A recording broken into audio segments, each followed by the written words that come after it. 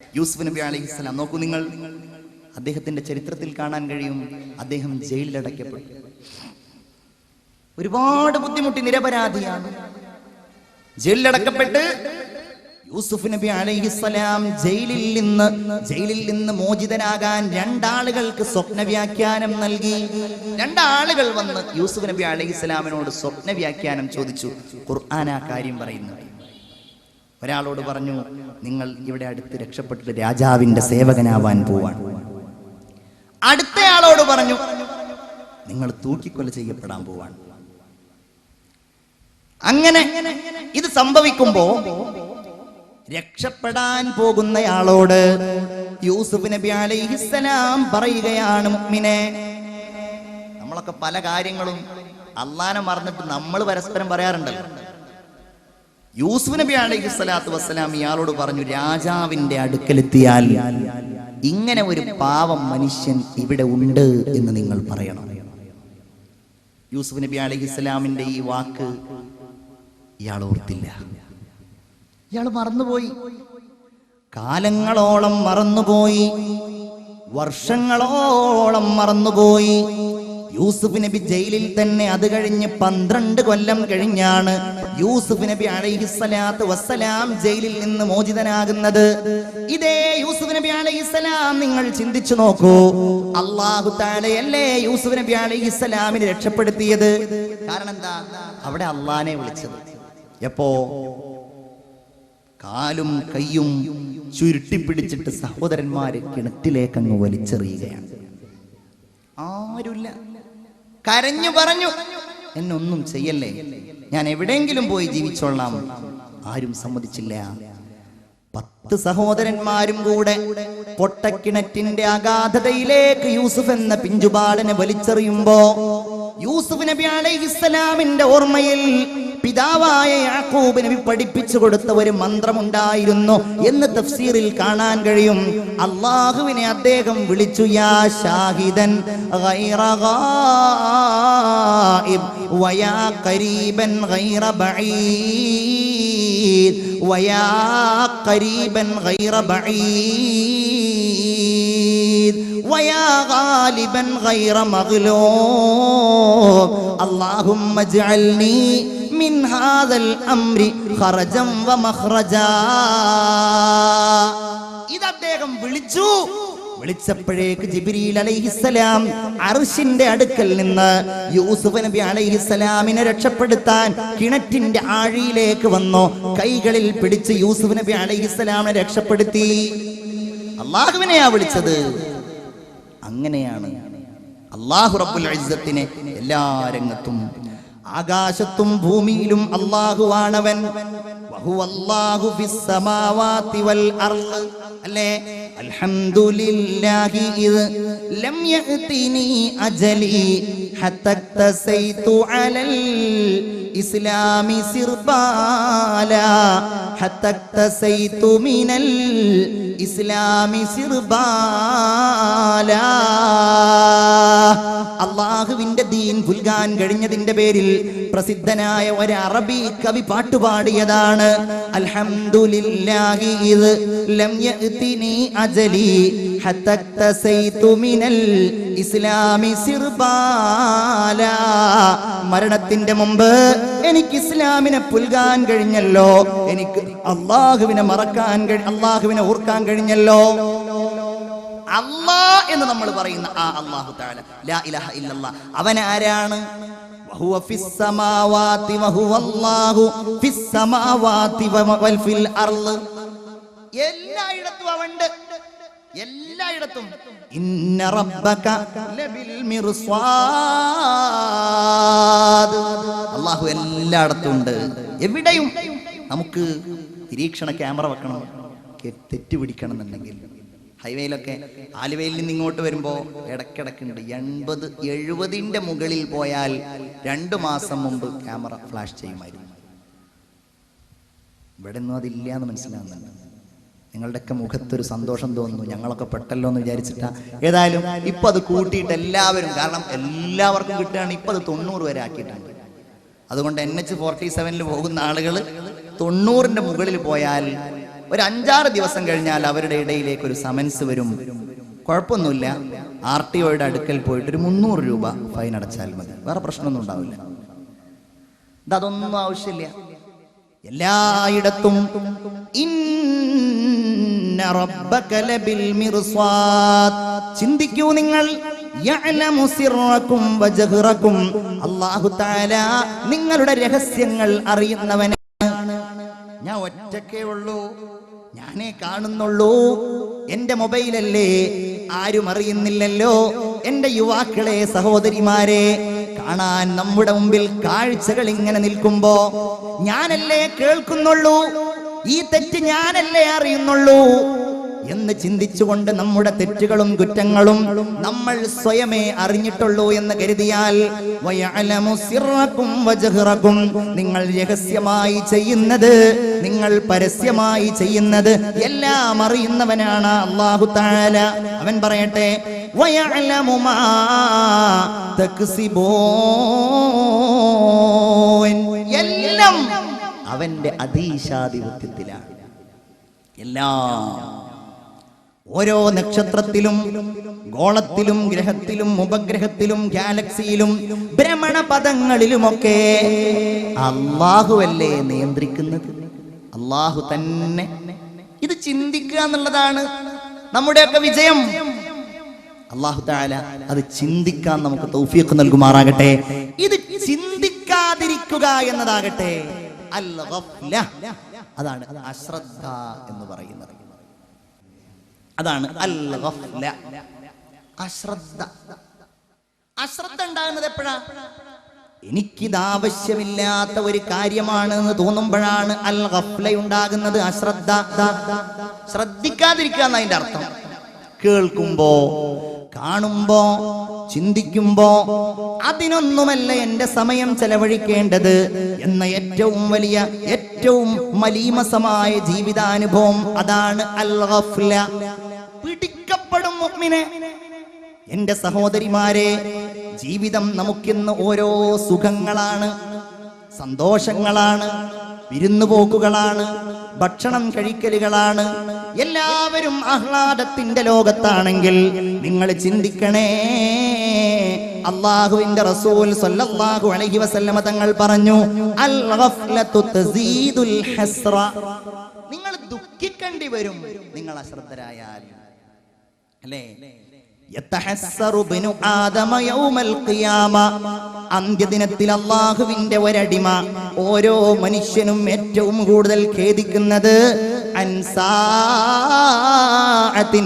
ലം യദ്കുരില്ലാഹ ഫീഹാ, അല്ലാഹുവിനെ ഓർത്താത്ത ഓരോ നിമിഷത്തെക്കുറിച്ചും ഓരോ മനുഷ്യനും ഖേദിക്കുമെന്ന് ആദരവായ മുഹമ്മദ് മുസ്തഫ സല്ലല്ലാഹു അലൈഹി വസല്ലം. ആർക്ക് രക്ഷപ്പെടാൻ കഴിയും? ആർക്ക്? മഹാനായ ഒരു സ്വാലിഹായ മനുഷ്യന് ഇമാം ഗസാലി റളിയല്ലാഹു അൻഹു പറയുകയാണ്, മരണപ്പെട്ടു പോയതിനു ശേഷം ബഹുമാനപ്പെട്ട ഒരു സ്വാലിഹായ മനുഷ്യനെ തന്റെ ശിഷ്യന്മാര് സ്വപ്നത്തിൽ കാണുകയാണ്. ഉസ്താദിനോട് ചോദിച്ചു, ഉസ്താദേ, അയ്യുൽ ഹസ്രത്തി അഅ്ളമു ഇൻദകും, നിങ്ങൾക്ക് ഏറ്റവും വലിയ ദുഃഖമായി തോന്നിയത് എന്താ ഉസ്താദേ? ഉസ്താദ് പറഞ്ഞ മറുപടി ഹസ്രത്തുൽ ഗഫ്ല, അശ്രദ്ധയാണ് കേട്ടോ. ലോകകപ്പ് നടക്കുകയാണ്, പവിത്രമായ മാസത്തിൽ. പഠിത്തം അവസാനിക്കും തോന്നുന്നുണ്ടല്ലോ. എന്നാ അവസാനിക്കുന്നത്? പഠിത്തം അവസാനിക്കും 13ഓ 14ഓ അല്ലേ? പക്ഷെ ഞാനൊരു കാര്യം പറയട്ടെ, ഞങ്ങളുടെ ആലുവ പ്രദേശത്തുകൂടെ സഞ്ചരിക്കുകയാണ് എങ്കിൽ, ഞാൻ ആലുവക്കാരനല്ല, പക്ഷെ ആലുവയിൽ ജോലി ചെയ്യുന്ന ഒരാളെന്ന നിലക്ക് അതിലൂടെ സഞ്ചരിക്കുകയാണെങ്കിൽ സത്യസന്ധമായിട്ട് പറയാണ്, അവിടെ ഇതുപോലെ ഫ്ലക്സുകൾ കാണില്ല. ഈ ആവേശം അവിടെ ഇല്ല. എല്ലാരും പറഞ്ഞിരുന്നത് ഇപ്രാവശ്യം തറാവീഹിന് ആള് കുറയും, ആള് കമ്മിയാവും. കാരണം ആ സമയത്താണല്ലോ 9:30 മണിക്കാണല്ലോ ബ്രസീലും ജർമ്മനിയും തമ്മിൽ ഫുട്ബോൾ നടക്കുന്നത്. കാണാൻ വേണ്ടിയിട്ടുള്ള കാത്തിരിപ്പിന് വേണ്ടിയിട്ട് തറാവീഹ് ഒഴിവാക്കും. നാട്ടിൽ ശരിയാണ്. പാവപ്പെട്ട എന്റെ നാട്ടില് ഒരു കടയുടെ റൂമിൽ വലിയ സ്ക്രീൻ വെച്ചിരിക്കുക. ഒന്നാമത്തെ തറാവീഹിന് നാട്ടിൽ തന്നെയാ കൂടിയത്. തറാവീഹ് മര്യാദക്ക് നിസ്കരിക്കാൻ കഴിഞ്ഞില്ല. കാരണം ചെറുപ്പക്കാരുടെ നിലവിളികൾ. ആർക്ക് ഇവമ്മന് വല്ലതും അറിയോ? പേര് പോലും ശരിക്കും അറിയോ എന്ന് എനിക്ക് സംശയമാണ്. ഞാൻ വിചാരിക്കാറുണ്ട്, ഒരു ദിക്ർ ചിലപ്പോൾ നമ്മൾ ഏതെങ്കിലും വഅദിൽ പറഞ്ഞാൽ കുട്ടികൾ എത്ര പറഞ്ഞാലും അതങ്ങ് മനസ്സിലാവില്ല. ഞാൻ ഇപ്പൊ അടുത്തൊരു ചെറുപ്പക്കാരന് കുട്ടികളില്ല എന്ന് പറഞ്ഞിട്ട് ഒരു ഉസ്താദിന്റെ അടുക്കൽ പോയി. ഉസ്താദ് അവനോട് പറഞ്ഞു, നീയും ഭാര്യയും തമ്മിൽ വലിയ സ്വരച്ചേർച്ചയില്ലേ, അപ്പൊ ആദ്യം അതാണ് കുട്ടികൾ ഉണ്ടാവാൻ അതാണ് ആദ്യം വേണ്ടത്. അതുകൊണ്ട് നീ ഒരു ദിവസം ഒരു 2000 തവണ ഒരു ദിക്ർ ചൊല്ലണം എന്ന് പറഞ്ഞു. അവൻ അപ്പൊ തന്നെ ബോധം കിടണ്ടേ എന്ന് ഞാൻ സംശയിച്ചിട്ടുണ്ടാവും. 2000 തവണ ചെല്ലണല്ലോ. പക്ഷെ ദിക്ർ ചെറിയ ദിക്റായിരുന്നു. യാ വദൂദ് യാ വദൂദ് 2000 തവണ ചെല്ലണമെന്ന് പറഞ്ഞു. ഇവനതൊന്ന് കാണാതെ പഠിപ്പിക്കാൻ ഞാൻ പെട്ട പാട്. ഞാനത് പോകുന്ന സമയത്തൊക്കെ ഇടക്കിടക്ക് ഞാൻ ചോദിക്കും, എന്താ ചെല്ലാൻ പറഞ്ഞത്? കിട്ടൂല. കുറെ യാ വദൂദ്. എന്നിട്ടോ പിറ്റേ ദിവസം ഞാൻ വിളിച്ച് ചോദിച്ചു. അപ്പോഴവൻ എന്നോട് പറഞ്ഞു, ഉസ്താദെ ഇന്നലെ ആ പറഞ്ഞ ദിക്ർ എന്താന്നുള്ളത് നിങ്ങളുടെ ഓർമ്മ വരുന്നില്ല. ഞാൻ ഇന്ന് രാവിലെ ഉസ്താദിനെ വിളിച്ച് ചോദിക്കാൻ നിൽക്കായിരുന്നു. 2000 തവണ ചെല്ലാനുള്ളതാണ്. എന്നാലോ എത്ര മനോഹരമായിട്ടാണ് ഓരോ താരങ്ങളുടെ, എനിക്കൊക്കെ നെയ്മർ, മെസ്സി എന്നൊക്കെ ഉള്ളതേ അറിയുള്ളൂ. അതിന്റെ വാലും തലയും ഒക്കെ പറഞ്ഞിട്ട് കുട്ടികൾ കാണാം ഇങ്ങനെ പറയുന്നു. ബ്രസീലിലാണ് നടക്കുന്നതെന്ന് അറിയുള്ളൂ, പക്ഷെ കുട്ടികൾക്കറിയാം അത് സാവോ പോളോയിലാണ് ഇന്നത്തെ കളി. അതുപോലെ എന്താണ് ജനീറോ എന്നൊക്കെ പറഞ്ഞിട്ട് എന്താ പേര് തന്നെ ഉച്ചരിക്കുമ്പോഴേക്ക് നാവാകെ വളഞ്ഞു പോകും. അതൊക്കെ കുട്ടികൾ. എന്റെ ചെറുപ്പക്കാരെ, ഇതുകൊണ്ടൊക്കെ എന്ത് ഗുണമാണ് ഉണ്ടാവുക എന്നുള്ളത് നമ്മൾ ആലോചിച്ച് നോക്കണം. ദുന്യാവ് എന്ന് പറഞ്ഞാൽ ലഹുവും വലൈബുമായിട്ട് മാറ്റരുത്. അള്ളാനെ കൺമുമ്പിൽ കാണണം. ഇതിന്റെ പേരിൽ ഖേദിക്കും. എന്ന് പറഞ്ഞാൽ ഇവിടെ അള്ളാനെ ഓർത്തിട്ടില്ല എന്ന് മാത്രല്ല, മറ്റു പലതും ഓർക്കുകയും ചെയ്തു. ഈ മനുഷ്യൻ സ്വപ്നത്തിൽ പറയുകയാണ്, ഞാൻ ഏറ്റവും കൂടുതൽ ദുഃഖിച്ചത് ഞാൻ അശ്രദ്ധനായിരുന്നല്ലോ എന്ന കാര്യത്തിലാണ്. തന്റെ സന്താനത്തോട് ആ ഉസ്താദ് പറഞ്ഞതായി ഇമാം ഗസാലി രേഖപ്പെടുത്തുന്നു. യാ വലദീ, എന്റെ മോനെ, ദുന്യാവിൽ നമ്മൾ അശ്രദ്ധരായി ജീവിച്ചുവല്ലോ. അതുകൊണ്ട് തന്നെ മരിച്ചപ്പോഴും നമ്മൾ അശ്രദ്ധരായിരുന്നു. മരിക്കുന്ന സമയത്ത് ചൊല്ലാൻ കഴിയേണ്ട ദിക്റാണ് എന്ത്? ലാ ഇലാഹ ഇല്ലല്ലാഹ്. ഒന്ന് ചൊല്ലൂ. അഷ്ഹദു അല്ലാ ഇലാഹ ഇല്ലല്ലാഹ് അസ്തഗ്ഫിറുല്ലാഹ് അസ്അലുകൽ ജന്നത വ അഊദു ബിക മിനന്നാർ. മക്തൂബുൻ അലാ സാഖിൽ അർശ്. അർശിന്റെ തൂണുകളിൽ രേഖപ്പെടുത്തിയിട്ടുണ്ട്. അന മുതീഉൻ മൻ അതാഅനി. ആരാണ് എന്നെ വഴിപ്പെട്ടവർ, ഞാൻ അവർക്ക് വഴിപ്പെടുന്നവനാണ്. ചിന്തിക്ക് മുഅ്മിനേ, ആരാണോ എനിക്ക് വഴിപ്പെട്ടവർ, എനിക്ക് വഴിപ്പെട്ടാൽ അന മുതീഅ, ഞാൻ അവർക്ക് വഴിപ്പെടുന്നവനാണ്. അള്ളാന്റെ കാരുണ്യം, അല്ലാഹു തആലയുടെ തീരുമാനം അങ്ങനെ. ഇങ്ങോട്ട് വരികയാണോ, ഇങ്ങോട്ട് നടന്നു വരികയാണോ, ഇങ്ങോട്ട് ഓടിപ്പോവാണ്, ഓടി ചൊല്ലുകയാണ്. അല്ലാഹു തആല വീണ്ടും എഴുതി വെച്ചിരിക്കുന്നത് വമുഹിബ്ബു മൻ അഹബ്ബനി, എന്നെ ഇഷ്ടപ്പെടുന്നവരെ ഞാനും ഇഷ്ടപ്പെടുന്നവരാണ്. വമുജീബു മൻ ദആനി, എന്നെ വിളിക്കുന്നവർക്ക് ഞാൻ ഉത്തരം നൽകുന്നവനാണ്. വഗാഫിറു ലിമനിസ്തഗ്ഫറ ലീ, എന്നോട് പൊറുക്കലിനെ ചോദിക്കുന്നവർക്ക് ഞാൻ പൊറുത്തു കൊടുക്കുന്നവനുമാണെന്ന് അള്ളാഹു പറഞ്ഞതായി ആദരവായ മുഹമ്മദ് മുസ്തഫ സ്വല്ലല്ലാഹു അലൈഹി വസല്ലം. അതെപ്പോ നമ്മളൊക്കെ ആഗ്രഹിക്കുന്നു, പടച്ചോനെ വൽതഫത്തിസ്സാഖു ബിസ്സാഖ് ഇലാ റബ്ബിക യൗമഇദിനിൽ മസാഖ്. മാലാഖയായ അസ്രായീൽ അലൈഹിസ്സലാം എന്റെയും നിങ്ങളുടെയും അവസാന നിമിഷം നമ്മുടെ റൂഹിനെ വലിച്ചു പിടിച്ചു കൊണ്ടുപോകാൻ നമ്മുടെ അടുക്കലേക്ക് വരുമ്പോ, കൈകൾ നാം ചുരുട്ടി പിടിക്കുമ്പോ, അത് മലർത്താൻ നമ്മൾ ഒരുങ്ങുമ്പോ, ഞാനും നിങ്ങളും കൈകാലുകൾ പരസ്പരം കൂട്ടിപ്പിടിക്കുമ്പോ, എന്റെ പ്രിയപ്പെട്ട മുഅ്മിനെ നമുക്കറിയാതെ ചൊല്ലാൻ കഴിയണം ലാ ഇലാഹ ഇല്ലല്ലാഹ്. അതിന് നമ്മൾ ഇവിടുന്ന് ചൊല്ലിയാ മതി. എനിക്കൊരു വല്യമ്മ ഉണ്ടായിരുന്നു, അള്ളാഹു മഗ്ഫിറത്ത് നൽകുമാറാകട്ടെ. എൻ്റെ വല്യമ്മ എന്ന് പറഞ്ഞാൽ ഒന്നും അറിയാത്തൊരു ഉമ്മയായിരുന്നു. ഒന്നും അറിയില്ല. ഒരു ഫോൺ വിളിക്കുക എങ്ങനെയെന്നറിയില്ല. ഒരു ഒരു ഒരു TV എങ്ങനെയാണ് ഓൺ ചെയ്യാന്നറിയില്ല. പാവം, വളരെ പാവം. അല്ലാഹു തആല അവർക്ക് മഗ്ഫിറത്ത് നൽകുമാറാകട്ടെ. പക്ഷെ വല്യമ്മയുടെ ഖുർആനോത്ത് കേൾക്കാതെ ഞങ്ങളാരും സുബ്ഹിക്ക് എഴുന്നേൽക്കാറുണ്ടായിരുന്നില്ല. വല്യമ്മ ദിക്റ് ചൊല്ലും, സ്വലാത്ത് ചൊല്ലും. എന്റെ നാട്ടിലാരെങ്കിലും മരിച്ചാൽ വല്യമ്മ എപ്പോഴും ഞങ്ങളുടെ വീട്ടിൽ വന്നിട്ട് ആ മനുഷ്യന് വേണ്ടിയിട്ട് ദിക്റ് ചൊല്ലും. കയ്യിലെപ്പോഴും തസ്ബീഹ് മാലയുണ്ടാകും.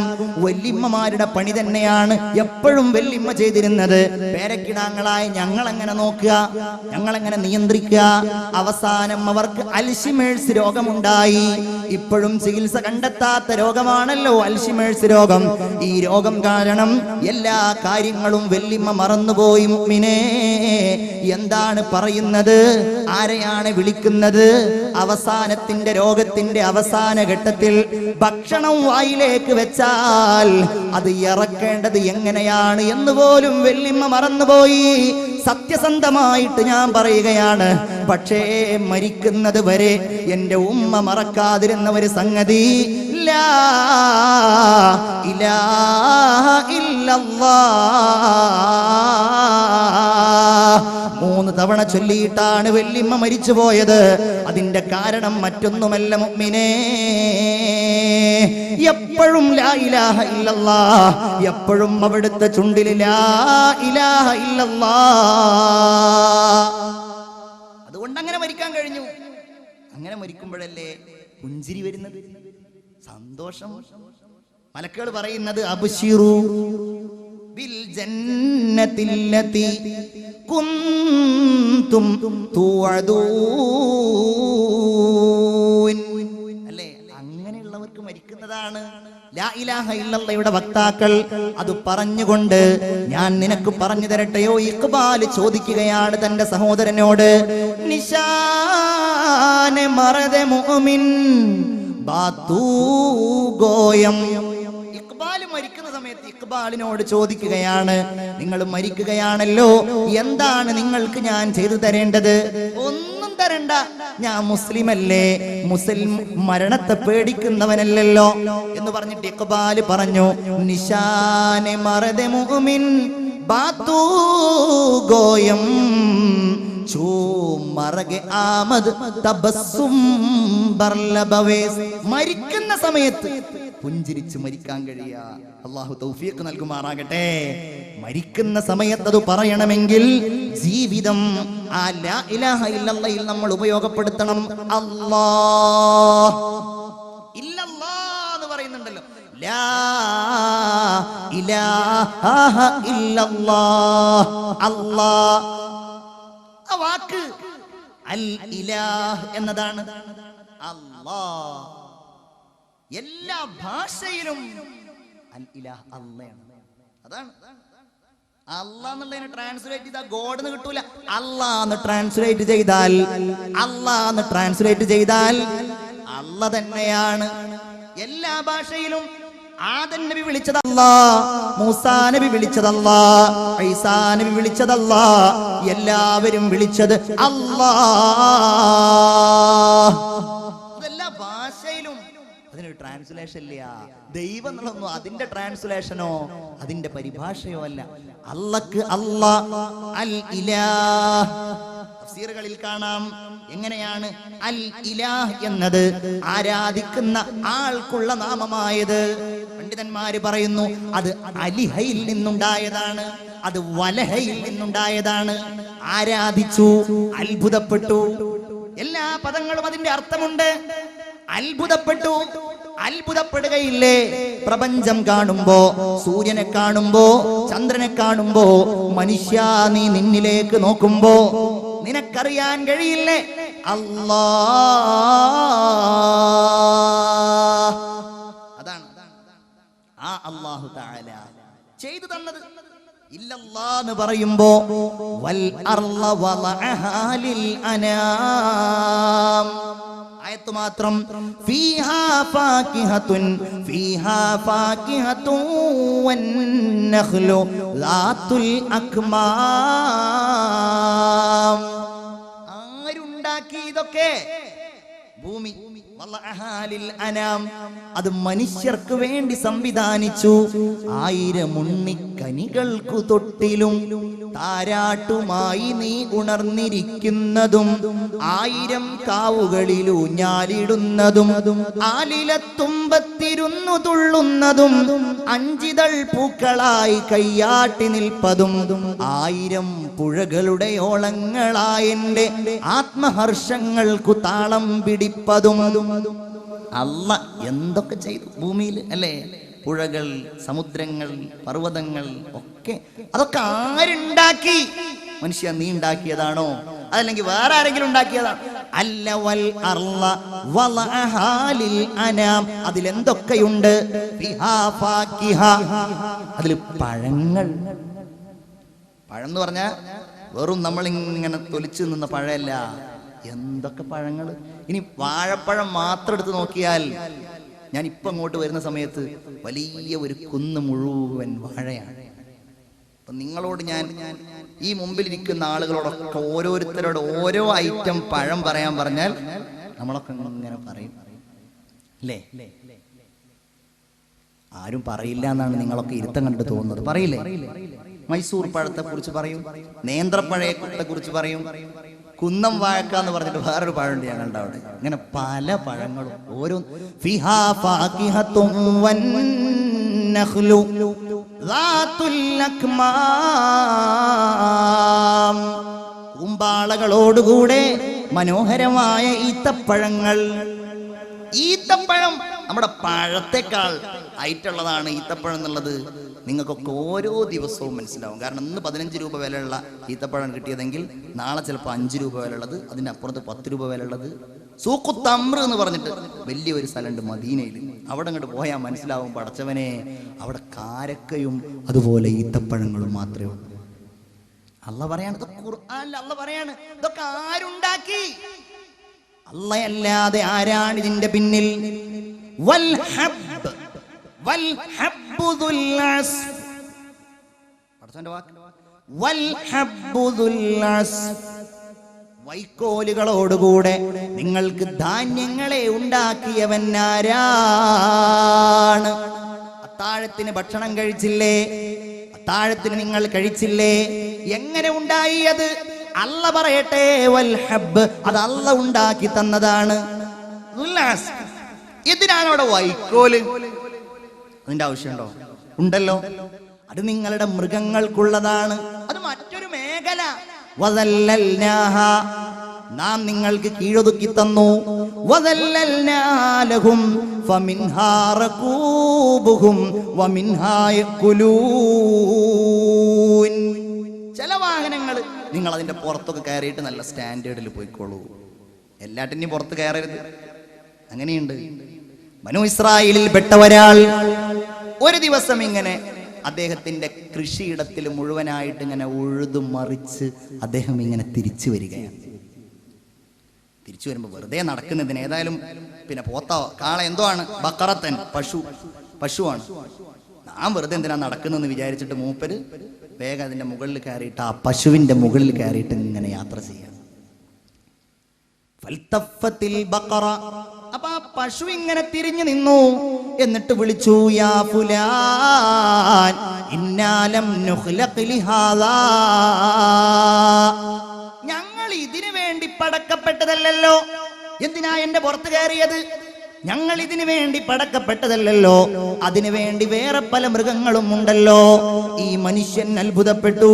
ഈ മനുഷ്യൻ അതിന്റെ പുറത്ത് നിന്നിറങ്ങി എന്ന് പറഞ്ഞ റസൂലുള്ള ഈ കഥ ഇങ്ങനെ പറയുമ്പോ സദസ്സിൽ ഇരുന്നിരുന്ന ചില ആളുകൾ ചിരിച്ചു. മുനാഫിക്കുകളുണ്ടല്ലോ, അവരിങ്ങനെ അവരുടെ താഴോട്ട് നോക്കിയിട്ട് അവരിങ്ങനെ ചിരിക്കുകയാണ്. അവര് പറയുന്നത് ബഖറത്തുൻ തതകല്ലം, സംസാരിക്കുന്ന പശുവോ, ഇത് എന്തൊരു വിഡ്ഢിത്തം. പശു സംസാരിക്കും, എന്ത് പൊട്ടത്തരമാണ് ഈ പറയുന്നത്? റസൂലുള്ള ഈ കാഴ്ച കണ്ടു.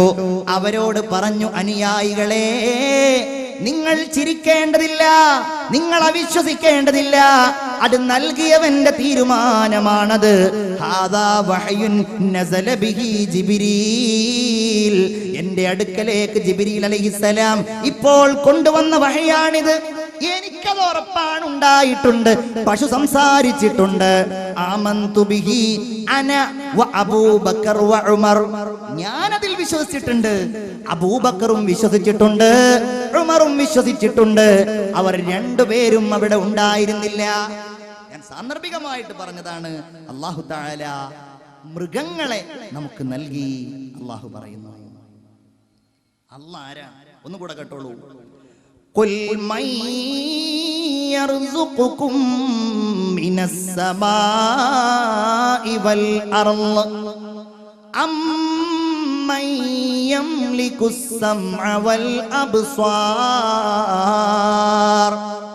വമൻ യുദബ്ബിറുൽ അംർ. അല്ലാഹു വേറൊരിടത്ത് പറയാം. ചിന്തിക്കണം, ഇത് വല്ലാത്ത അല്ലാഹു നമുക്ക് ചെയ്തു തന്ന അനുഗ്രഹം. പടച്ച റബ്ബേ, അവന്റെ മുമ്പിൽ മാത്രമാണ് റഹ്മാനെ, അല്ലേ? അല്ലാഹു തആല ആ ഈമാൻ നമുക്ക് വർദ്ധിപ്പിച്ചു തരുമാറാകട്ടെ. ഞാൻ ഈ പറയുന്നത് നിങ്ങൾ കേൾക്കുന്നുണ്ടോ? ഉണ്ടോ? എല്ലാവരും തല കൊണ്ടൊന്ന് ആട്ടുകയെങ്കിലും ചെയ്യൂ. കേൾക്കുന്നുണ്ടോ? കാണുന്നുണ്ടോ എന്നെ? ഉണ്ടെങ്കിൽ ആ അത്ഭുതമാണല്ല പറയുന്നത്.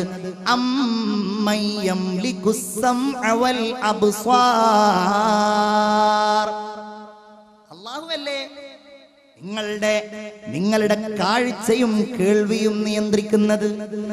വല്ലാത്തൊരു വാക്കാണ് കേട്ടോ അത്.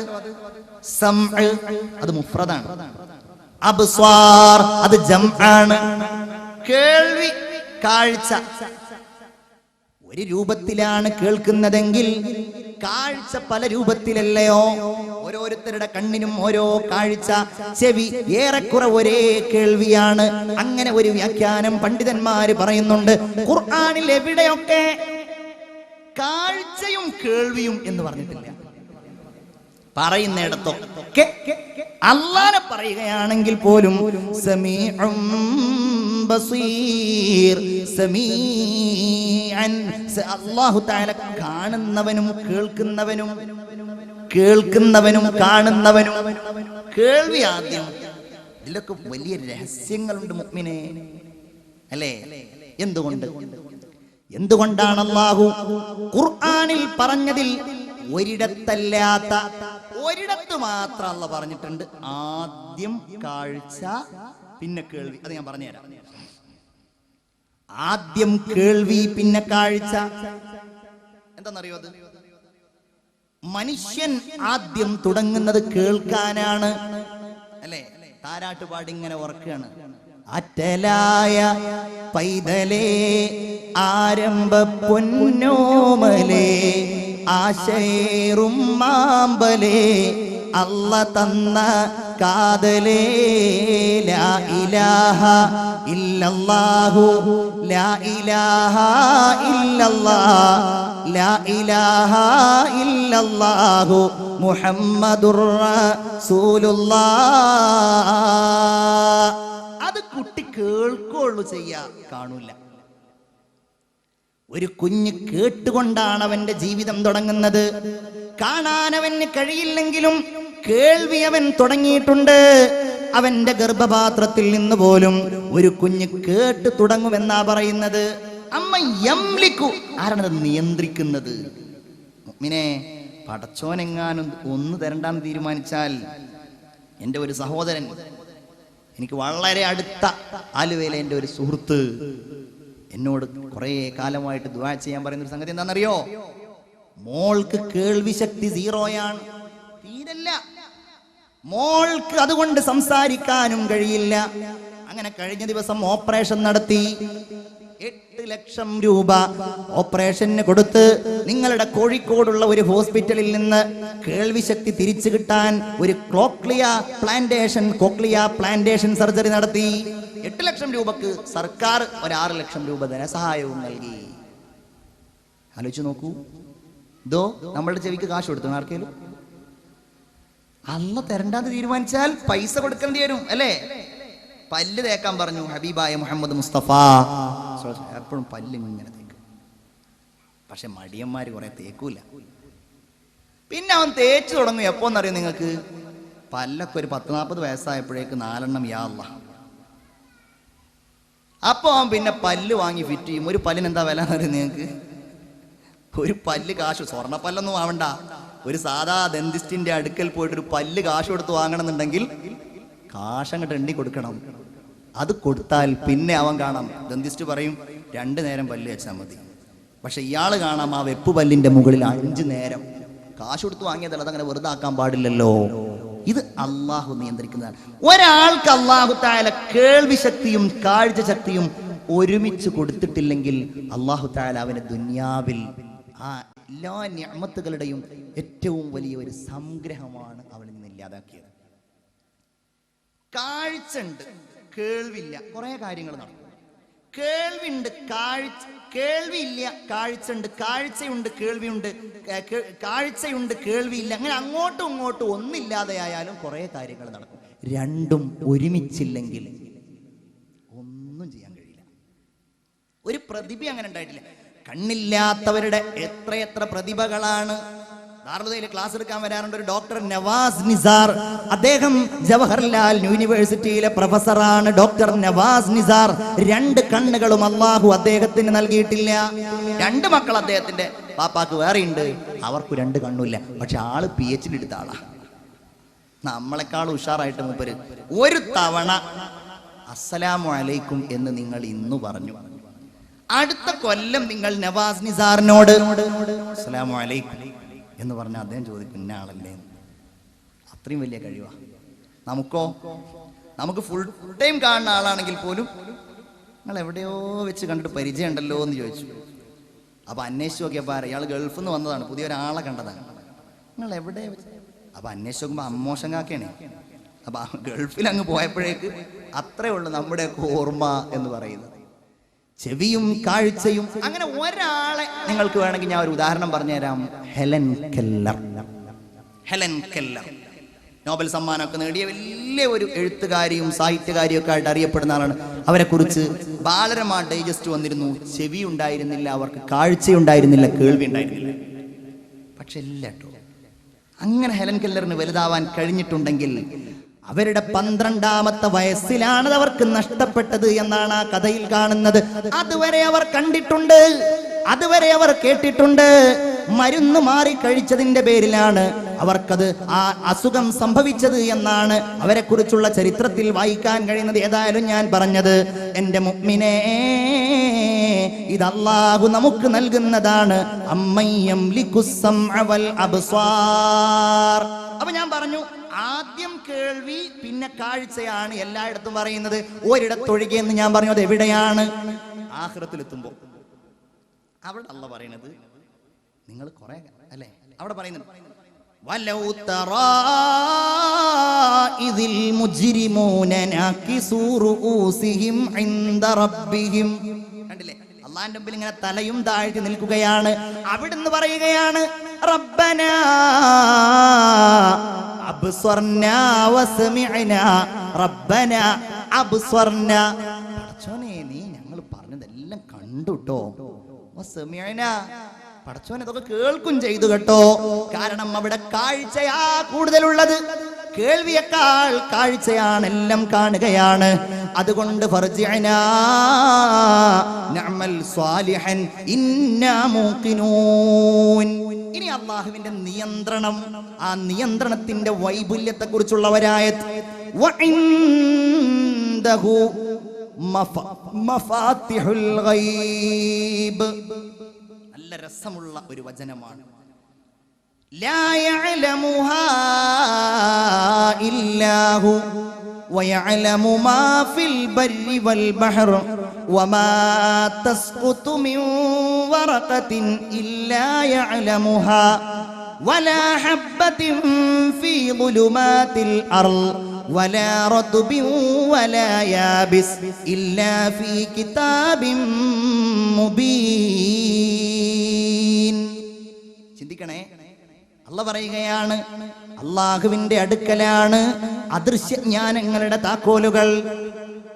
നല്ല നല്ല വിശദീകരണങ്ങൾ വ്യാഖ്യാതാക്കൾ പറഞ്ഞ ഒരു ആയത്താണിത്. അല്ലാഹുവിനല്ലാതെ അതറിയുകയില്ല. വയഅലമു മാ ഫിൽ ബർരി വൽ ബഹർ. ബഹുമാനപ്പെട്ട ഇമാം അബൂ ഹയ്യാൻ എന്ന മുഫസ്സിർ തന്റെ അൽ ബഹ്റുൽ മുഹീത്തിൽ പറയുകയാണ്, ഈ കാര്യങ്ങളുടെ ക്രമസൗകുമാര്യം നിങ്ങളൊന്ന് ചിന്തിച്ചു നോക്കൂ. ഈ കാര്യങ്ങളുടെ ക്രമം എത്ര മനോഹരമായിട്ടാണല്ലോ പറഞ്ഞിരിക്കുന്നത്. ഒന്ന്, നിങ്ങൾക്ക് ആർക്കും കാണാൻ കഴിയാത്ത കുറെ കാര്യങ്ങളുണ്ട്. മഫാത്തിഹുൽ ഗൈബ്, നിങ്ങൾ എത്ര അന്വേഷിച്ചാലും നിങ്ങൾ കാണാൻ കഴിയില്ല. ലാ യഅലമുഹാ ഇല്ലഹു. ഇനി നിങ്ങൾക്ക് കാണാൻ കഴിയുന്ന അതേതാണ്?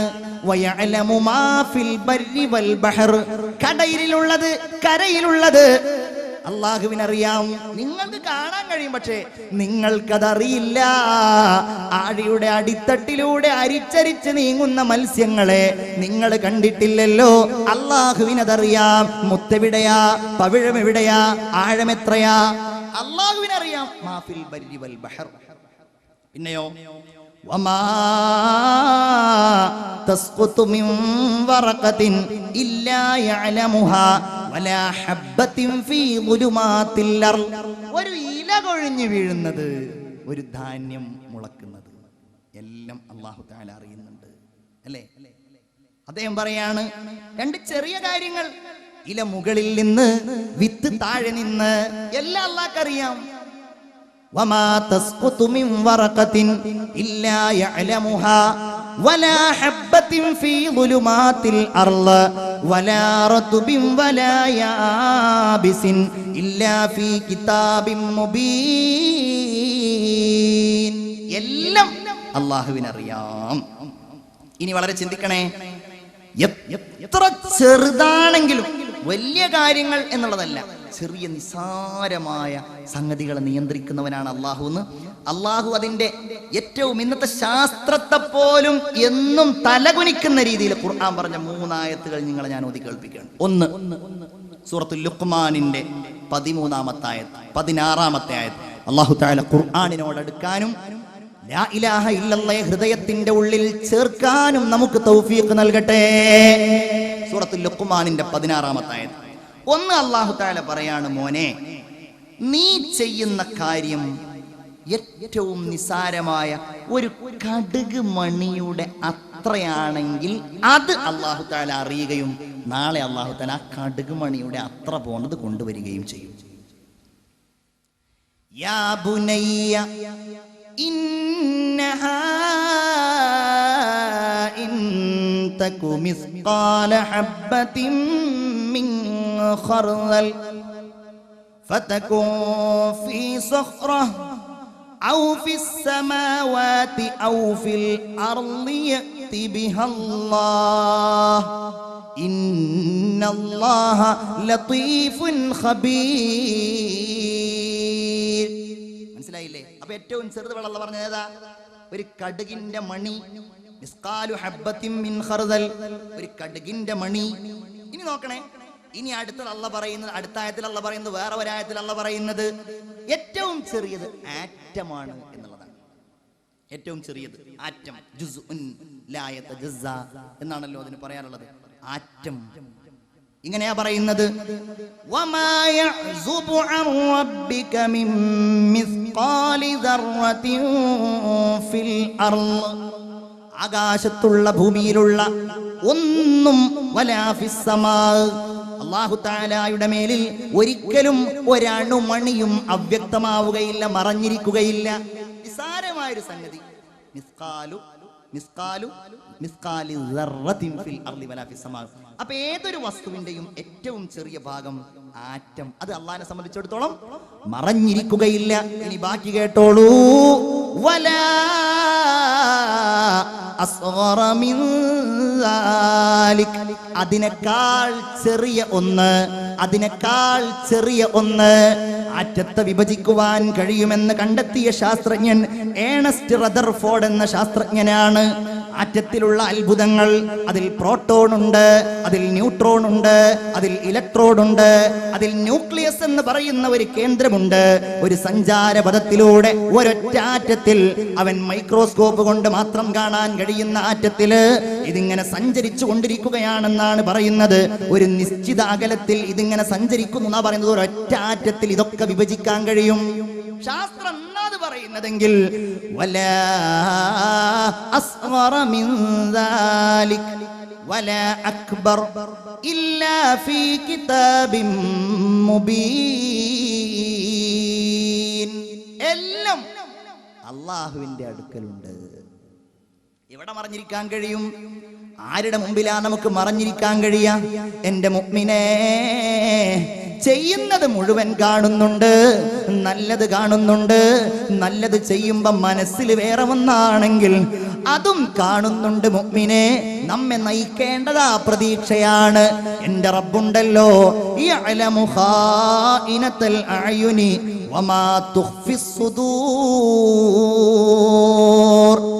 നിങ്ങളുടെ കണ്ണുകൾക്ക് കാണാൻ കഴിയാത്തത്, വരിയെല്ലുകൾ കൊണ്ട് മൂടപ്പെട്ടിരിക്കുന്ന നിങ്ങളുടെ ഹൃദയത്തിന്റെ അന്തരംഗത്ത് മിന്നി മറയുന്ന 1000 വികാരങ്ങളും വിചാരങ്ങളും ചിന്തകളുമെല്ലാം യാ ഹയ്യു യാ ഖയ്യൂം യാ മൻ കുല്ലമാ നാദാഹു മുൽതറുൻ അജാബ ദുആഹു. എല്ലാം കാണുന്നയാളാണ് അല്ലാഹുവേ, ഞങ്ങൾക്ക് നിന്നോട് അടുക്കാനുള്ള തൗഫീഖ് നീ നൽകണേ റഹ്മാനേ. അതെല്ലാവർക്കും ഒന്നും അല്ലാഹു തആല നൽകൂല. അതെല്ലാവർക്കും ഒന്നും അല്ലാഹു തആല നൽകൂല. വളരെ ശ്രദ്ധേയമായ ഖുർആനിൽ ഒരു ഉപമ ലാ ഇലാഹ ഇല്ലല്ലാഹയെ പറ്റി പറഞ്ഞത് നിങ്ങൾ ശ്രദ്ധിക്കണേ. ഒരു ഷഹാദത്ത് ചൊല്ലിയാൽ നമുക്ക് ആ അറിവ് ഒന്നുകൂടെ നന്നായിട്ട് മനസ്സിലങ്ങ് പതിയും ഇൻഷാ അല്ലാഹ്. ഒരു ഷഹാദത്ത്, അഷ്ഹദു അല്ലാ ഇലാഹ ഇല്ലല്ലാഹ് അസ്തഗ്ഫിറുല്ലാഹ് അസ്അലുകൽ ജന്നത വ അഊദു ബിക മിനൻ നാർ. എല്ലാവരും ഉറക്കെ ചൊല്ലു, അഷ്ഹദു അല്ലാ ഇലാഹ ഇല്ലല്ലാഹ് അസ്അലുകൽ ജന്നത വ അഊദു ബിക മിനൻ നാർ. ലാ ഇലാഹ ഇല്ലല്ലാഹയെ പറ്റിയിട്ട് ഖുർആൻ പറഞ്ഞ ഒരു ഉപമ വളരെ രസകരമായ ഒരു ഉപമയാണ്. അലം തറ കൈഫ ളറബല്ലാഹു മസലൻ കലിമതൻ ത്വയ്യിബ കശജറത്തിൻ ത്വയ്യിബത്തിൻ അസ്ലുഹാ സാബിത് وفرعها في السماء تؤتي أكلها كل حين بإذن ربها. എന്താണത്? മുഅ്മിനേ, ഇത് നമുക്കുണ്ടോ എന്ന് ആലോചിക്കുക. അല്ലാഹു തആല ലാ ഇലാഹ ഇല്ലല്ലാഹ്ക്ക് ഉപമ പറയുന്നത് കശജറത്തിൻ ത്വയ്യിബ, നല്ല ഒരു മരത്തെ പോലെയാണ്. ഇങ്ങോട്ട് നല്ല ഒരു മരത്തെ പോലെയാണ്. ആ മരം അസ്ലുഹാ സാബിത്, ആ മരം അടിയിലേക്ക് അങ്ങ് വേരുറച്ചതാണ്. വഫർഉഹാ ഫിസ്സമാ, അതിന്റെ ശാഖകളാകട്ടെ ആകാശലോകത്ത് ഉയർന്നു നിൽക്കുന്നതാണ്. തന്നെയുമല്ല, തുഅതി ഉകുലഹാ കുല്ല ഹീനിൻ ബിഇദ്നി റബ്ബിഹാ, എപ്പോഴും അതിങ്ങനെ ഫലം നൽകിക്കൊണ്ടേയിരിക്കുകയാണ്. ഇതെവിടെയാണ്? എവിടെയാണ് ആ ഭൂമി? അത് നമ്മുടെ ഹൃദയമാണ്. ലാ ഇലാഹ ഇല്ലല്ലാഹ് ഇങ്ങനെ ഹൃദയത്തിലേക്ക് ആഴ്ന്നിറങ്ങിയിരിക്കുകയാണ്. അതിന്റെ ശാഖകൾ അങ്ങകലെ. അല്ലാഹുവേ, നിന്നെ ഞങ്ങൾ കണ്ണുകൊണ്ട് കാണുന്നില്ലെങ്കിലും പുത്ലി കി തറ ഹർ നസർ സേ മസ്തൂർ ഹേ തൂ, ഞങ്ങളുടെ കണ്ണിൽ അല്ലാഹുവേ നീ മറഞ്ഞിരിക്കുന്നതാണെങ്കിലും ആകാശത്താണ് അതിന്റെ ശാഖകളുള്ളത്. പിന്നെയോ, ഇതുണ്ടായാൽ പിന്നെ അതിന്റെ ഫലങ്ങൾ സൽക്കർമ്മങ്ങളായി, നിസ്കാരങ്ങളായി, സ്വതക്കകളായി, ദാനധർമ്മങ്ങളായി, നല്ല പെരുമാറ്റങ്ങളായി ആ സ്വഭാവങ്ങൾ ഇങ്ങനെ വന്നുകൊണ്ടേയിരിക്കുകയാണ്.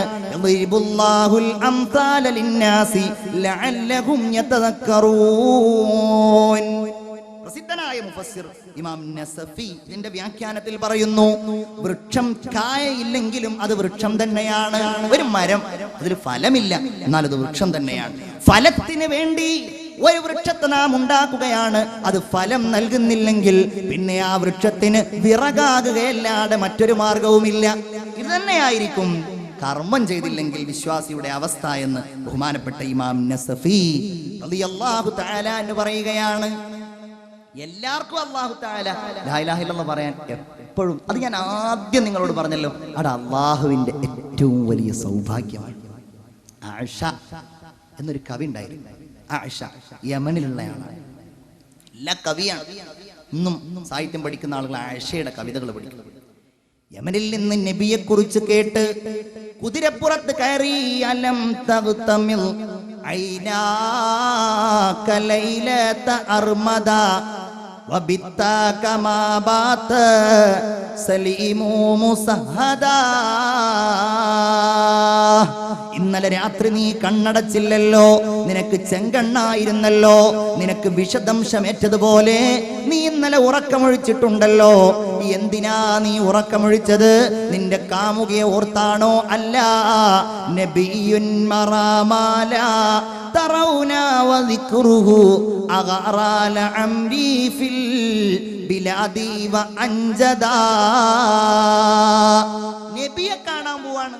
ഈ പാട്ട് പാടിയിട്ടാണ് ആയിഷ ഇങ്ങനെ ചെല്ലുന്നത്. നല്ല യാത്രയല്ലേ. മക്കയിലെത്തി, ഖുറൈശികൾ കണ്ടു, ആയിഷയെ കണ്ടു. വലിയ കവിയാണല്ലോ ഈ കവി, എങ്ങാനും വിശ്വസിച്ചാൽ പിന്നെ ഞങ്ങൾക്ക് പിടുത്തം കിട്ടില്ല എന്ന് അറിയാവുന്ന അവർ പറഞ്ഞു, ആയിഷ നിങ്ങൾ വിചാരിക്കുന്ന സുഖമൊന്നും ഇസ്ലാം കയറി ഉണ്ടാവില്ല കേട്ടോ. ഇസ്ലാമിൽ കയറിയാലേ, നിങ്ങൾ മുസ്ലിം ആയാലേ, മുഹമ്മദിനെ നിങ്ങൾ പിൻപറ്റിയാൽ നിങ്ങൾ വിചാരിക്കുന്ന സുഖമൊന്നും ഉണ്ടാവില്ല. എന്തേ കാര്യം? ഇസ്ലാം വ്യഭിചാരത്തെ നിരുത്സാഹപ്പെടുത്തുന്നുണ്ട്. അതെനിക്ക് പ്രശ്നമല്ല, അത് ഞാൻ നിയന്ത്രിച്ചോളാം, കുഴപ്പമില്ല. ഇസ്ലാം കള്ളുകുടിയെ ഒഴിവാക്കുന്നുണ്ട്, കള്ളു കുടിക്കരുത് എന്ന് പറയുന്നുണ്ട്. ആയിഷ പറഞ്ഞു, കള്ളു കുടിക്കാതിരിക്കുക അതെനിക്ക് കഴിയില്ല. ഏതായാലും അതൊരു വലിയ പ്രശ്നം തന്നെ ആയതുകൊണ്ട് തൽക്കാലം ഞാൻ അടുത്ത വർഷം വന്ന് മുസ്ലിമായി കൊള്ളാം. നബിയെ കാണാതെ ആയിഷ എന്ന കവി തിരിച്ചു പോവുകയാണ്. കണ്ടില്ലേ, ഹിദായത്തില്ല. അബൂ താലിബിന് പോലും ഹിദായത്ത് ഉണ്ടായിട്ടില്ല. എത്ര ആളുകൾ അല്ലാഹ് തന്ന ഭാഗ്യമാണ്. നബിയോട് കൂടെ നിന്ന അബൂ താലിബിനേക്കാൾ വലിയ ഭാഗ്യം കിട്ടിയവരെ നമ്മളാണ് ഈ ഇരിക്കുന്നത്.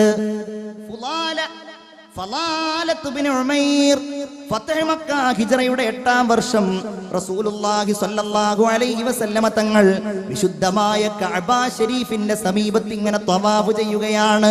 ഫലാലത്ത് ബിൻ ഉമൈർ എന്ന് പറയുന്ന ശത്രുവായ ആൾ നബിയെ കൊല്ലാൻ വേണ്ടി വാളുമെടുത്തുകൊണ്ട് ഫീ അസ്താരിൽ കഅബ, കഅബയുടെ ഖിൽഅയുടെ പിന്നിൽ ഇങ്ങനെ ഒളിച്ചു നിൽക്കുകയാണ്. ഒന്നാമത് റസൂലുള്ള വരുമ്പോ ഇപ്പൊ കൊല്ലണം, കഴിഞ്ഞില്ല. രണ്ടാമതും വിചാരിച്ചു കഴിയുന്നില്ല, മൂന്നാമതും വിചാരിച്ചു കഴിയുന്നില്ല. കുറെ സമയം കാത്തുനിന്നോ. അങ്ങനെ കാത്തുനിന്ന് ഒടുവിൽ ഹബീബായ റസൂലുള്ള ഫലാലയെ കണ്ടു. അടുത്തേക്ക് വിളിച്ചു, ഫലാല എന്താണ് നീ ഇവിടെ ഇങ്ങനെ നിൽക്കുന്നത്? എന്താ മനസ്സിൽ? ഫലാല പറഞ്ഞു, ഞാൻ അല്ലാഹനെ ഓർത്തുകൊണ്ട് നിൽക്കുകയാണ്. ഫലാലയുടെ കയ്യിൽ പിടിച്ചു. റസൂലുള്ള തന്റെ കൈയെടുത്തു. എന്നിട്ട് ഫലാലയുടെ നെഞ്ചിൽ ഒരു കൊട്ടുകൊട്ടി. ഫലാല അതൊന്നുമല്ല. അദ്ദേഹം പറയുകയാണ്, എന്റെ മുകളിലേക്ക്, എന്റെ ഹൃദയത്തിലേക്ക് മുത്തു റസൂലിന്റെ കൈയൊന്ന് കടക്കേണ്ട താമസം. എന്റെ ഹൃദയത്തിൽ മാറ്റം വരാൻ തുടങ്ങി. ഞാൻ അവിടെ വെച്ച് മുസ്ലിമായി, ഞാൻ നബിയെ സ്നേഹിക്കാൻ തുടങ്ങി. അന്ന് ഞാൻ കഅബയുടെ അടുക്കൽ നിന്ന് രാത്രി ഇങ്ങനെ തിരിച്ചു പോവുകയാണ്. എല്ലാ ദിവസവും രാത്രി ഞാൻ സമീപിക്കുന്ന സുന്ദരിയായ ഒരു പെണ്ണെന്നെ വിളിച്ചു, ഇങ്ങോട്ട് വാ, നമുക്ക് ഇന്ന് ഇവിടെ കൂടിയിട്ട് നാളെ പോയാ പോരെ.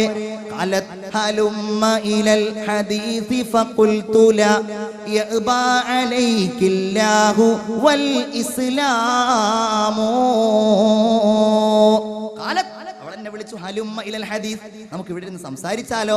ഫഖുൽതു ലാ, ഞാൻ പറഞ്ഞു അത് വേണ്ട. യഅബാ അലൈകില്ലാഹു വൽ ഇസ്ലാമു, ഇസ്ലാം എന്നെ അതിൽ നിന്ന് തടയുന്നുണ്ടല്ലോ, അതുകൊണ്ട് തൽക്കാലം ഞാൻ അതിനില്ല എന്ന് ബഹുമാനപ്പെട്ട ഫലാല റളിയല്ലാഹു തആല അൻഹു പറയാൻ തുടങ്ങി. പ്രിയപ്പെട്ട സുഹൃത്തുക്കളെ, സഹോദരന്മാരെ, ഇതാണ് അല്ലാഹുവിന്റെ ഹബീബ് അഷ്റഫുൽ ഖൽഖ് മുഹമ്മദ് മുസ്തഫ സല്ലല്ലാഹു അലൈഹി വസല്ലമ തങ്ങളോട് കൂടെ ലാ ഇലാഹ ഇല്ലല്ലാഹ് എന്ന് പറഞ്ഞ ആളുകൾ. ചിന്തിച്ചു നോക്കൂ നിങ്ങൾ. നമുക്ക് അവസാനിപ്പിക്കാൻ സമയമായി. ലാ ഇലാഹ ഇല്ലല്ലാഹ് ലോകത്ത് വലിയ വിപ്ലവങ്ങൾ ഉണ്ടാക്കിയില്ല, വലിയ വിപ്ലവങ്ങൾ. എന്തൊക്കെ വിപ്ലവങ്ങൾ! അതാണ്. അവർക്ക് സമ്പത്തൊന്നും ഉണ്ടായിരുന്നില്ല, നമുക്കതുണ്ട്. പക്ഷെ നമുക്ക് വിപ്ലവം ഉണ്ടാക്കാൻ കഴിയുന്നില്ല, നമുക്ക് മാറ്റങ്ങൾ ഉണ്ടാക്കാൻ കഴിയുന്നില്ല. കാരണം നമ്മുടെ ലാ ഇലാഹ ഇല്ലല്ലാഹ് അടിയുറച്ചതല്ലല്ലോ. മിഠായ കൈസറോ കിസ്റാ के इस्तिबदाद को किसने वो क्या था जोर हैदर फक्र बूजर सिद्क सलमानी. എങ്ങനെയാണ് കിസ്റയുടെയും കൈസറിന്റെയും കോട്ടക്കൊത്തളങ്ങൾ ഇസ്ലാമിന്റെ കീഴിലേക്ക് വന്നത്? അതെന്തായിരുന്നു? ഫഖ്റ ബൂസർ, അബൂദറിന്റെ ദാരിദ്ര്യമായിരുന്നു. സിദ്ഖ സൽമാനി, സൽമാനിന്റെ സത്യസന്ധതയായിരുന്നു. അലി റളിയല്ലാഹു തആല അൻഹുവിന്റെ ആത്മധൈര്യമായിരുന്നു. എവിടെയും ചെല്ലാൻ ഒരു പേടിയില്ല. അവരുടെ കയ്യിലുള്ള ആയുധം ലാ ഇലാഹ ഇല്ലല്ലാഹ്. ഒരായുധം അവരുടെ കയ്യിൽ വേറെ ഉണ്ടായിരുന്നില്ല. പേർഷ്യയുടെ നായകനായിരുന്ന റുസ്തും എന്ന് പറയുന്ന സേനാനായകൻ അദ്ദേഹത്തിന്റെ അടുക്കലേക്ക് ഇസ്ലാമുമായിട്ട് കടന്നു ചെല്ലുകയാണ്. അടുക്കൽ ചെന്നിട്ട് പറഞ്ഞു, ഇന്നാലം നഅ്തികും ലിത്വലബിദ് ദുനിയാ. ഞങ്ങൾ നിങ്ങളുടെ അടുക്കൽ വന്നത്, നിങ്ങൾ രാജാക്കന്മാരാണല്ലോ, നിങ്ങളുടെ അടുക്കൽ നിന്ന് ദുനിയാവൊന്നും കിട്ടാനല്ല. നിങ്ങളുടെ അടുക്കലേക്ക് ഞങ്ങൾ വന്നത് ദുനിയാവ് കിട്ടാനൊന്നുമല്ല. ഞങ്ങളുടെ ലക്ഷ്യം ഇന്നമാ ത്വലബതുനാ വഹിമ്മതുനാ അൽ ആഖിറ. ഇവിടെ ഞങ്ങൾക്കൊന്നുമില്ല. ചിന്തിക്കണം നിങ്ങൾ, ലാ ഇലാഹ ഇല്ലല്ലാഹ് വരുത്തിയ മാറ്റാണ്. ഉമർ റളിയല്ലാഹു അൻഹുവിന്റെ കാലത്ത് റളിയല്ലാഹു അൻഹു ശാമ കീഴടക്കി. വലിയ രാജ്യമാണ്. അബൂ ഉബൈദ റളിയല്ലാഹു അൻഹു അവിടുത്തെ ഗവർണർ. അദ്ദേഹം ഇങ്ങനെ വരികയാണ് ഒരു ദിവസം ഷാമിൽ ഇസ്ലാം പ്രഖ്യാപിക്കാൻ വേണ്ടിയിട്ട്.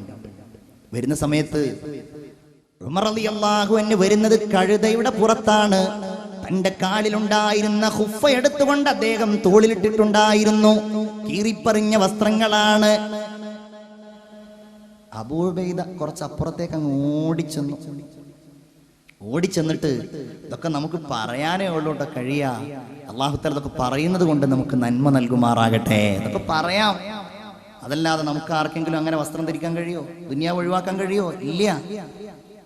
ഉമറുൽ ഫാറൂഖ് റളിയല്ലാഹു തആല അൻഹുവിന്റെ അടുക്കൽ പോയി അബൂ ഉബൈദ പറയുകയാണ്, ഇന്നൽ ഖൗമ ഖദ് ഇസ്തശ്റഫക. ആളുകൾ നിങ്ങൾ വലിയ ഒരാളായിട്ടാണ് നിങ്ങളെ കണക്കാക്കിയിട്ടുള്ളത്. അതുകൊണ്ട് നിങ്ങൾ ആ വസ്ത്രമൊക്കെ ഒന്ന് ഉഷാറാക്കിയാൽ. ഉമർ തന്നെ പറഞ്ഞു, അത് വേണ്ട അബൂ ഉബൈദ,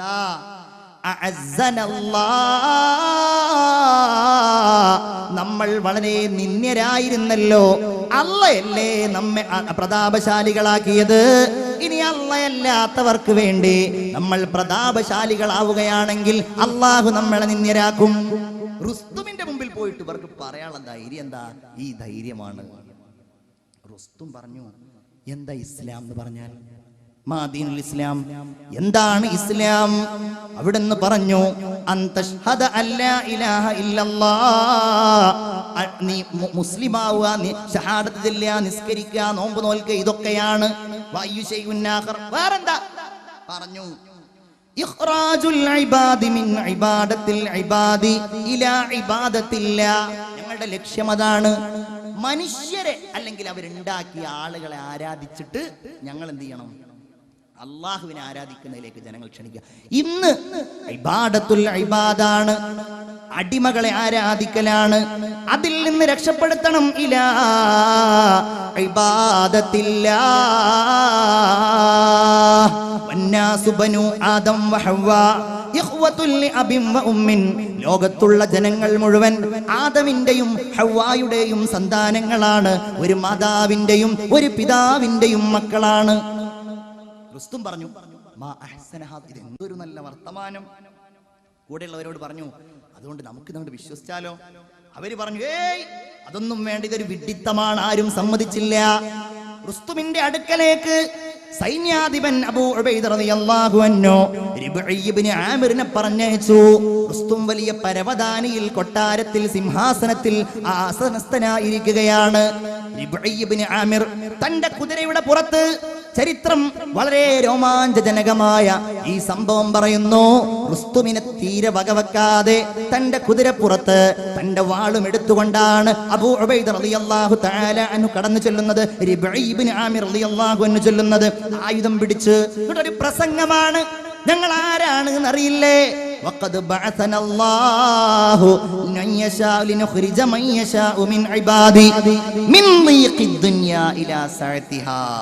ദുനിയാവിന്റെ ഈ കുടുസിൽ നിന്ന് അതിന്റെ വിശാലതയിലേക്ക് അതുണ്ടെങ്കിലേ ഒന്നും പ്രശ്നമാവില്ല. വറാഅ സാഹിബു കിസ്റ അൻ റആ ഉമറ ബൈനർ റഈയതി ഉത്ലൻ വഹിയ റായിഹാ. വലിയ ആള് വന്നിരിക്കുകയാണ്, പേർഷ്യക്കാരുടെ നേതാവ്. ഉമർ റളിയല്ലാഹു എവിടെ കിടക്കുന്നത്?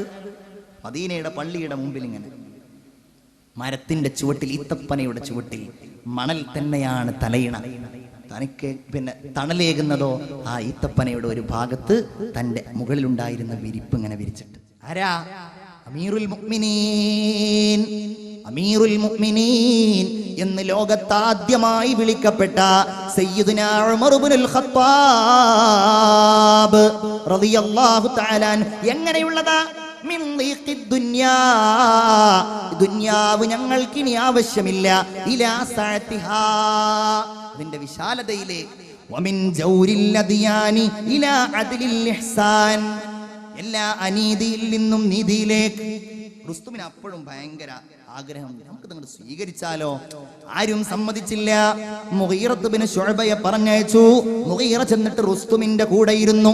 അവസാനം പറഞ്ഞ മറുപടിയാണ് ലാ ഇലാഹ ഇല്ലല്ലാഹ്. ലോകത്തോട് വിളിച്ചു പറയാനുള്ളത് ഇന്നാ മആശിറൽ ഇസ്ലാം, ഞങ്ങൾ മുസ്ലിങ്ങൾ ലാ യസ്ജുദു ബഅദുനാ ലിബഅദിൻ, ഞങ്ങൾ മറ്റൊരാൾക്കും സുജൂദ് ചെയ്യുന്നവരല്ല, ഞങ്ങൾ ഒരാളുടെയും അടിമയല്ല.